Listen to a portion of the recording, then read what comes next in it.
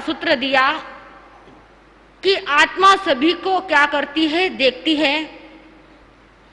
जो हम काम करते हैं, हमारी आत्मा पहले बोलती है एक कार्य मैं कर रहा हूँ, अच्छा करेंगे तो आत्मा बोलती है, बुरा करे तो भी आत्मा बोलती है। जब आत्मा हमारी कहती है कि हमको कौन सा कार्य करना है, एक छोटी सी बात याद आ गई। एक गांव के अंदर एक गुरु देव थे, उनके 3 शिष्य थे, बहुत ज्ञानी ध्यानी संत थे। उन्होंने अपने तीनों शिष्यों को बहुत पढ़ाया लिखाया, होशियार किया। गुरु ने विचार किया कि मैंने इनको बहुत क्या दिया, ज्ञान दिया, अब तीनों शिष्यों को क्या करनी चाहिए, परीक्षा करनी चाहिए। किस तरह मैं शिष्यों की क्या करूं, परीक्षा करूं। तीनों गुरुदेव ने सोचा, 3 कबूतर मिट्टी के बनाए और तीनों शिष्यों को बुलाया अपने पास के अंदर और कहा, जहां पहले शिष्य को कहा कि मैं तेरे को एक कबूतर दे रहा हूं, जहां कोई नहीं देके उसकी गर्दन मोड़कर वापस लाएगा, उसे मैं क्या दूंगा, कुछ अपनी गादी उसको दे दूंगा। दूसरे शिष्य को भी कहा कि जाओ, जहां कोई नहीं देखता हो, जल्दी से कबूतर की क्या करना, गर्दन मोड़कर लेकर आना। तीसरे शिष्य को भी बुलाया, उसने भी यही कहा, कबूतर दिया और कहा कि जाओ, ऐसा कोई स्थान नहीं हो जहां पर कोई नहीं देखता हो, क्या लेकर आना, कबूतर की गर्दन मोड़कर लेकर आना। तीनों शिष्य के हाथ में कबूतर आ गए। पहले ने विचार किया, दूर जाने की कोई आवश्यकता नहीं है, पास में ही दरवाजे के पीछे गया और जल्दी कबूतर की गर्दन मोड़कर वापस क्या हो गया, गुरु के पास लेकर आ गया, गुरु को दे दिया। दूसरा जो शिष्य था उसने सोचा, मैं ऐसी गुफा के अंदर जाऊं, कोई मेरे को देख नहीं रहा है। जैसे ही गुफा के अंदर गया, वहां भी कबूतर की गर्दन मोड़कर लेकर आ गया। तीसरे शिष्य ने विचार किया, आप गुरु ने मेरे को कहा जहां कोई नहीं देखता हो, परंतु या तो सभी लोग क्या कर रहे हैं, देख रहे हैं, एक काम तो मेरे से नहीं हो सकता है। परंतु सब लोग तो देख रहे हैं, पर मेरी आत्मा भी क्या हो रही है, देख रही है। बताया गया था कि what I here I forget, मैं जो सुनता हूँ वो भूल जाता हूँ। What I C I remember, जो मैं देखता हूँ उसको मैं याद करता हूँ। लेकिन अंतिम वाक्य है कि what I do I understand, जो मैं जो है करता हूँ उसको क्या है, मैं समझ जाता हूँ। तो बंधु अपनी बात चल रही है कि what I here I forget, मैं जो सुनता हूँ वो भूल जाता हूँ। क्यों भूल जाते हैं? क्योंकि कुदरत ने कितने कान दिए हैं? 2। एक कान से सुनो और दूसरे कान से, जैसे आपको पुतली की कथा बताई थी 3 पुतलियों की, कि एक पुतली ऐसी थी कि जिसके कान में मोती डाला गया और दूसरे कान से निकल गया। एक पुतली के कान में मोती डाला तो वो मुंह से निकला, और तीसरी पुतली के कान में डाला तो वो क्या है, न तो कान से निकला न मुंह से निकला, लेकिन कहाँ समा गया, पेट में समा गया। तो हम जो सुनते हैं वो भूल जाते हैं, क्योंकि वो पहली पुत्री की तरह हमारे कान में प्रवेश तो करते हैं। ये पुद्गल जो है, शब्द के पुद्गल जो है कान में प्रवेश तो करते हैं, लेकिन वन वे यानी दूसरे कान से निकल जाते हैं। इसीलिए आप देखिए कि परमात्मा ने सुनने की जगह श्रवण का महत्व बताया। किसका? श्रवण का महत्व बताया। और आपको यहाँ एक गाथा भी बताई गई थी कि परमात्मा ने केवल एक ही गाथा में पूरा मोक्ष मार्ग हमें बता दिया। केवल एक गाथा में परमात्मा ने पूरा मोक्ष मार्ग बता दिया और उसकी शुरुआत होती है श्रवण से। श्रवणे नाणे विन्नाणे पच्च खाणे असंजमे अणासवे तवे चेव वोदाणे अक्रिया सिद्धि, जिसकी शुरुआत होती है श्रवण से। तीर्थंकरणी वाणी नो रस कीजिए, अहो भव्य जनो तीर्थंकरणी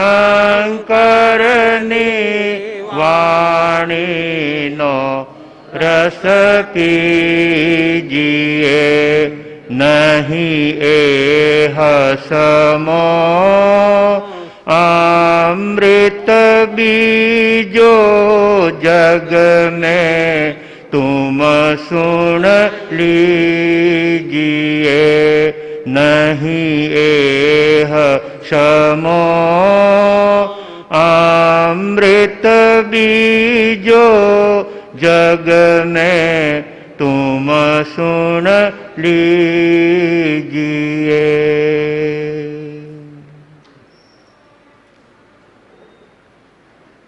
अनंत ज्ञान के निधान विश्व ज्योति वितराग परमात्मा प्रभु महावीर स्वामी को एवं उपकारी समस्त गुरु भगवंतों के चरण कमलों में हृदय की अनंत आस्थाओं के साथ कोटिशः वंदना। यदि हम वास्तव में अपने जीवन को सफल बनाना चाहते हैं तो संतों के द्वारा जो धर्म वचन सुनाए जा रहे हैं, परमात्मा की वाणी को हमारे सामने जिस रूप में प्रस्तुत किया जा रहा है, उसे अपने जीवन में समझ करके हम जीवन के धरातल पर उन छोटी छोटी बातों को अपने जीवन व्यवहार में अपनाते रहेंगे तो हमारा जीवन एक दिन सफलता के चरण चूमने वाला होगा। ऐसी उत्तम दिव्य वाणी जो भरत आदि ऋषभ देव के पुत्रों ने सुनी और उसे अपने जीवन में हृदयंगम किया। जब तक व्यक्ति के जीवन में कर्मों का भार होता है, तब तक वो चाहते हुए भी उस चीज को स्वीकार नहीं कर सकता।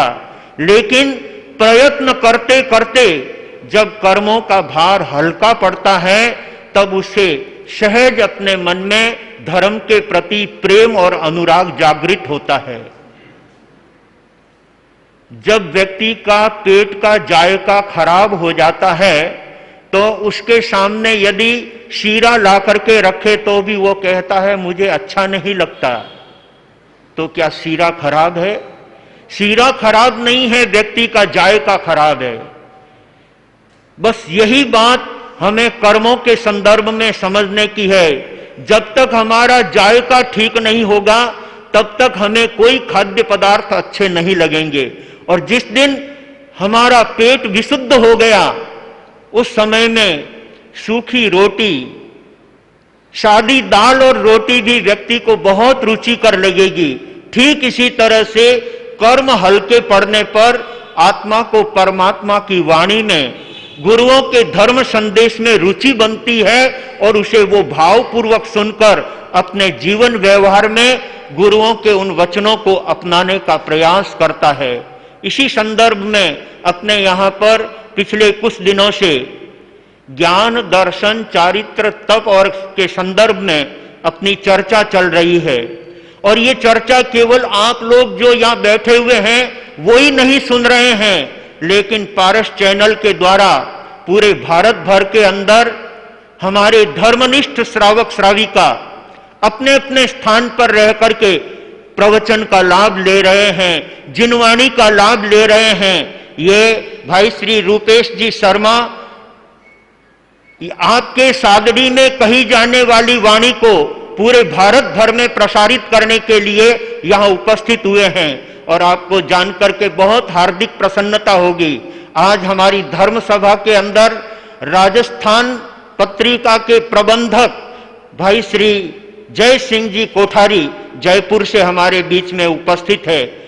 राजस्थान पत्रिका को इतने अच्छे संवारने वाले और अपने समाज से लेकर के राष्ट्र तक की बातों को जन जन तक पहुंचाने का कार्य एक पत्रकार करता है, एक चैनल वाला करता है, जिससे हम अपने अपने घरों में बैठ करके परमात्मा की वाणी को सुन सकते हैं और अपने देश में होने वाली हलचल से भी वाकिफ हो सकते हैं। तो भाग्यशालियों, यहां पर आज तप के संदर्भ में छोटी छोटी बातों से व्यक्ति कैसे महान लाभ प्राप्त करता है और कैसे महान निर्जरा प्राप्त करता है, वो बात आपके सामने रखना चाहूंगा। तप से छोटा छोटा तप जो हमारे जीवन को पराकाष्ठा तक ले जाने का कार्य करता है, अपनी आत्मा को समुज्वल करने वाला होता है, अपनी आत्मा में परम पवित्रता के भाव भरने वाला होता है। बातें बहुत छोटी छोटी है, लेकिन उसे हमें अपने जीवन के धरातल पर अपनाने की आवश्यकता है। और उस संदर्भ में कहा जा रहा है कि यदि कोई व्यक्ति एक दिन के लिए रात्रि भोजन का त्याग करता है, वो तप की दृष्टि से महान लाभ और महान निर्जरा करने वाला होता है।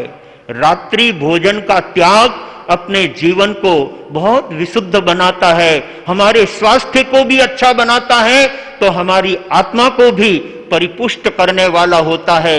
यदि हम परमात्मा के धर्म संदेशों को जीवन में आत्मसात करना चाहते हैं, तो इन छोटी छोटी बातों को जीवन में धारण करने जैसी है। एक रात्रि का भोजन त्याग करने वाला व्यक्ति जीवन के अंदर बहुत बड़ा लाभ प्राप्त करता है। इसलिए व्यक्ति को रात्रि भोजन का त्याग करने का लक्ष्य बनाना चाहिए। एक भी यदि नौकारसी भावपूर्वक करता है तो उसे महान लाभ और महान निर्जरा होती है। नौकारसी का मतलब सूर्य उदय के बाद में 48 मिनट तक कुछ खाना पीना नहीं। ऐसा करने वाले हमारे समाज में हजारों श्रावक श्राविकाएं हैं जो प्रतिदिन नौकारसी तप करके और अपनी आत्मा को पावन बनाते हैं। एक छोटी सी नौकारसी तप करने से भी आत्मा को महान निर्जरा होती है। भाग्यशालियों, ये छोटे छोटे नियम हमें सावन और भादवे के महीने में विशेष रूप से अनुपालन करना चाहिए और उसका अपने जीवन के अंदर ध्यान रखते हुए हम अपने मित्र दोस्तों को, अपने परिवार से लेकर अपने समाज और इर्द गिर्द में रहने वाले लोगों को भी इसके लिए प्रेरणा देंगे, तो हम तप का दलाली करके जीवन में बहुत बड़ा लाभ उठाने वाले होंगे। इसलिए नौकारसी तप जीवन को बहुत पवित्र और पावन बनाता है। एक भी बियासना करे तो व्यक्ति को महान लाभ और महान निर्जरा होती है। बियासना करने से व्यक्ति को बहुत लंबे समय तक जो है खाने पीने का अंतराल पड़ता है, उससे पाचन शक्ति उसकी बढ़ती है और पाचन शक्ति के साथ साथ उसको बहुत अच्छा तप का लाभ होता है और वह तप उसे कर्म निर्जरा का हेतु बनता है। एक बार भी थाली धोकर के पिए तो व्यक्ति को महान लाभ और महान निर्जरा होती है। सचमुच भोजन कर लेने के बाद थाली को पानी से धोकर के पीना, इससे हमारे धर्म की भी बचत होती है और धन की भी बचत होती है, धान्य की भी बचत होती है। इसलिए व्यक्ति को उतना ही खाना चाहिए जितना वो अपने शरीर में अच्छी तरह से पचा सकता है और वही व्यक्ति थाली धोकर के पी सकता है। हमारे पूर्वाचार्य और श्रावक, पुराने श्रावक कहा करते थे, यदि थाली धोकर के कोई पीता है तो उससे एक आइंबिल का लाभ मिलता है। कितना बड़ा तप है थाली धोकर के पीने में। इसलिए वही व्यक्ति जूठा नहीं डालेगा, वही व्यक्ति अनाज का सदुपयोग कर सकता है जो थाली धोकर के पीता है, उसे बहुत बड़ा तप का लाभ मिलता है और उसे महान निर्जरा होती है। एक बार भी सचित वस्तु का यदि त्याग करता है तो महान लाभ और महान निर्जरा करने वाला होता है। सचित वस्तु का मतलब है जीव सहित वस्तु का उपयोग करना, वो छोड़ना, बस वही हमारे लिए बहुत बड़ा तप और आनंद का विषय बनता है। एक बार भी यदि व्यक्ति रात्रि के अंदर सागारी संथारा करता है तो वो तप की दृष्टि से महान लाभ और महान निर्जरा करने वाला होता है। कम से कम हम चातुर्मास में संवर की भावना तो बनाएं, यहाँ रात्रि में आकर के संवर की आराधना करें। हमारी सभा के अंदर एक ऐसे श्रावक रत्न बैठे हैं, भाई श्री राजेंद्र जी मेहता, सायरा के रहने वाले हैं, अभी सूरत में रहते हैं, लेकिन सायरा संघ के संरक्षक हैं और साथ ही अपने संघ के प्रति उनके हृदय में इतनी निष्ठा है कि हमारा संघ हर दृष्टि से ऊंचा बढ़े, हर दृष्टि से आगे बढ़े। ऐसे हमारे धर्मनिष्ठ श्रावक राजेंद्र जी मेहता, जो बड़े निष्ठावान श्रावक हैं, सवेरे से सायंकाल तक आपकी निष्ठा से धार्मिक आयोजन चलते रहते हैं, धार्मिक प्रवृत्ति चलती रहती है। और ऐसे माता पिता को जो पुत्र अपने तरफ से सहयोग करता है वह अपने माँ बाप के उपकारों से उपकृत होता है। भाग्यशाली पुत्र होते हैं वो अपने माता पिता को हमेशा धर्म में सहयोग करते हैं। जिन माता पिता ने बच्चों को सहयोग किया बचपन में, ऐसे बच्चों को बुढ़ापे के अंदर अपने माता पिता को धर्म कार्यों में सहयोग करना चाहिए। एक कवि ने बहुत ठीक कहा है, माँ बाप का बड़ा उपकार हमें सन्मार्ग दिखाते हैं। माँ बाप का बड़ा उपकार हमें सन्मार्ग दिखाते हैं। प्रतिफल की न करते आश, उम्र भर फर्ज निभाते हैं। गीले में सोते दुखी सुखी पर, सूखे में हमको सुलाते। भूखे रहे चाहे दोनों समय पर, हमको है पल पल खिलाते।